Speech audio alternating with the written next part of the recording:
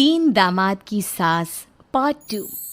अब तक आपने सुना कि कावेरी जी अपनी तीनों बेटियों ईशा, मोहिनी और सुहाना की शादी तीन घर जमाई लड़कों के साथ करवा देती है। उन्हें लगता है कि ये लड़के शायद घर का कामकाज संभाल लेंगे, लेकिन उनके तीनों घर जमाई बहुत आलसी थे। वो नौकरी भी नहीं करते थे और बाहर का काम भी नहीं। कावेरी जी ने अपनी बेटियों से कहा कि वो प्रेगनेंसी का बहाना बनाकर अपने पतियों को सबक सिखाए। अब सुनिए आगे। मम्मी, आपने जैसा कहा था हमने वैसा ही किया, लेकिन देखिए ना, विवेक का हाल तो वैसा का वैसा ही है। घर में ना सुबह का नाश्ता बनता है और ना खाना। नौकरी पर जाने की बात करूं तो खाने को दौड़ते हैं मुझे। हाँ मम्मी, मैंने भी सुमित को कितनी बार कहा कि अगर नौकरी नहीं करनी तो कोई छोटी सी दुकान ही खोल लो। घर का खर्चा कैसे चलेगा? देखो दोपहर के 12 बजने आए और जनाब अभी तक सो रहे हैं। हाँ मम्मी, ईशा और सुहाना ठीक कहती हैं। अविनाश का भी यही हाल है। जब मैंने अपनी प्रेगनेंसी के बारे में कहा तो मुझसे कहने लगा, अरे दूसरी लड़कियां तो 9-9 महीने तक नौकरी करती है, बस डिलीवरी के टाइम छुट्टी लेती है। मोहिनी, तुम भी नौकरी करो। अब मुझे कहाँ नौकरी मिलेगी? मम्मी बताओ अब मैं क्या करूँ? हे भगवान, क्या सोचकर घर जमाई दामाद लाई थी मैं कि मेरी बेटियां मेरे पास रहेंगी और खुश रहेंगी, लेकिन इन आलसी दामादों ने तो हमारी जिंदगी को भी प्रॉब्लम में डाल दिया है। मैं तो कहती हूँ मम्मी, हम लोग वापस अपनी जॉब पर जाना शुरू कर देते हैं। बता देते हैं इन लोगों को कि हमने प्रेगनेंसी का बहाना किया है। नहीं नहीं बेटा, ऐसी गलती भी मत करना।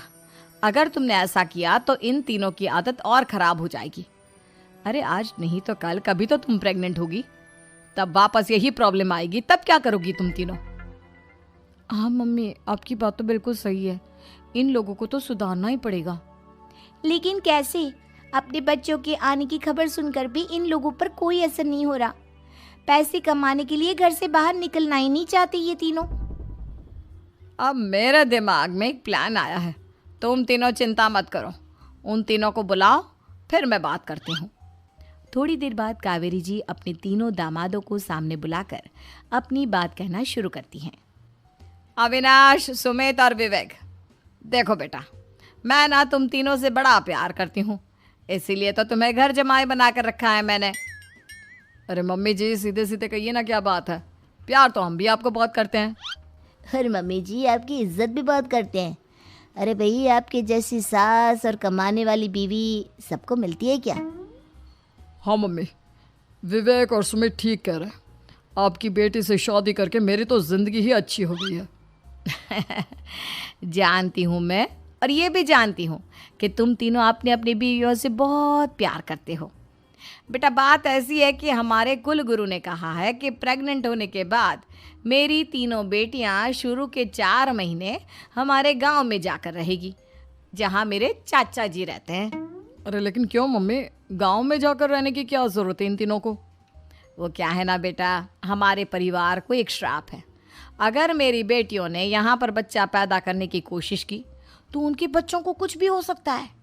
इसलिए अब से लेकर 4 महीने पूरे होने तक इन्हें गांव वाले घर में रहना पड़ेगा। हाँ तो इसमें प्रॉब्लम क्या है मम्मी जी?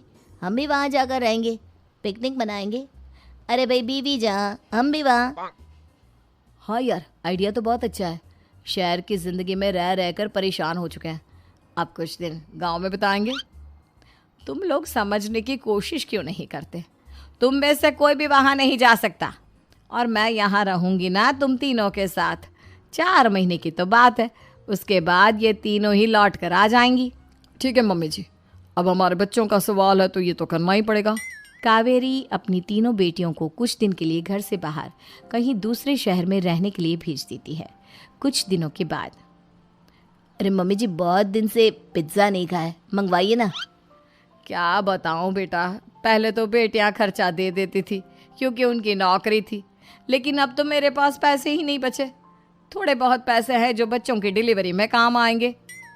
लेकिन मम्मी जी, आपकी बेटियों को वापस आने में तो अभी बहुत वक्त बाकी है। वही सोच सोच कर परेशान हो रही हूँ। सोच रही हूँ कल से दूध भी बंद करवा देती हूँ। अब दूध वाले को देने के लिए पैसे भी तो नहीं है ना। अरे नहीं नहीं मम्मी जी, अगर दूध भी बंद करवा दोगी तो मुझे चाय कहाँ से मिलेगी? और चाय के बिना मैं तो मर ही जाऊंगा। क्या करूं बेटा, इसके अलावा हमारे पास कोई ऑप्शन नहीं है, मेरे पास पैसे ही नहीं बचे। इस तरह कावेरी जी धीरे धीरे अपने तीनों दामादों को पैसे देना बंद कर देती हैं और घर में खाने पीने की चीजें लाना भी बंद कर देती है। अब वो तीनों बुरी तरह से परेशान होने लगे थे और इसलिए एक दिन तीनों प्लान करके घर से बाहर निकलते हैं और बाजार में जाने के बाद यार अच्छा खाना खाए हुए कितने दिन हो गए, पता नहीं कब अच्छा खाना मिलेगा। हमारी बीवियों के जाने के बाद तो हमारी हालत भिखारियों जैसी हो गई है यार। कुछ भी हो, मुझे तो आज पिज्ज़ा खाना ही खाना है। जेब में 1 रुपया नहीं है और पिज्जा खाएगा, कहाँ से आएंगे पैसे? अरे देख वहाँ सामने बोर्ड पर क्या लिखा हुआ है, कंप्यूटर पर काम करने के लिए एक आदमी की आवश्यकता है। भाई मैं तो जा रहा हूँ, काम करूँगा और शाम तक पैसे लाकर आराम से पिज्ज़ा खाऊंगा। जा जा, तुझे कोई काम नहीं देने वाला, हम तो घर जा रहे हैं। चल भाई सुमित। सुमित और अविनाश वहाँ से चले जाते हैं और विवेक उस कंप्यूटर शॉप पर सारा दिन काम करके 5,000 रुपये कमा कर घर लौट कर आता है और अपने खाने के लिए अच्छी अच्छी चीज़ें भी लेकर आता है। ये देखकर विवेक और सुमित के दिल में भी कुछ पैसे कमाने की इच्छा जागती है। अरे सुबह सुबह कहाँ चल दिए तुम? मम्मी जी एक बहुत अच्छी जगह मिली है, कंप्यूटर पर काम करने के 5,000 मिले थे कल मुझे। अगर रोज़ काम करूँगा तो पूरे 40,000 की तनख्वाह। अरे वाह, ये तो बहुत अच्छी बात है दामाद जी, आपको जाना ही चाहिए। सुमित और अविनाश विवेक को इस तरह तरक्की करते देखकर परेशान हो जाते हैं और वो दोनों भी काम की तलाश में निकल पड़ते हैं। धीरे धीरे उन दोनों को भी काम मिल जाता है। अब कावेरी के तीनों दामाद छोटी मोटी नौकरी करके अच्छा पैसा कमाने लगे थे। एक दिन कावेरी उन्हें अपने पास बुलाती है। अरे वाह, विवेक 40,000 कमा लेता है, अविनाश 60,000 और सुमित तुम भी 40,000 के आसपास कमा ही लेते हो। कुल मिलाकर तुम अच्छे खासे पैसे कमा रहे हो बेटा। हाँ मम्मी जी, बहुत मज़ा आता है जब महीने के एंड में मोटी रकम हाथ में आती है। पूछिए मत मम्मी जी, घर में रहकर रोटी बना बना कर और तो जैसा महसूस होने लगा था मुझे तो। हाँ बेटा, तुम तीनों की बात तो बिल्कुल ठीक है और जानते हो अब तुम तीनों की पत्नियां भी वापस लौट कर आने वाली है।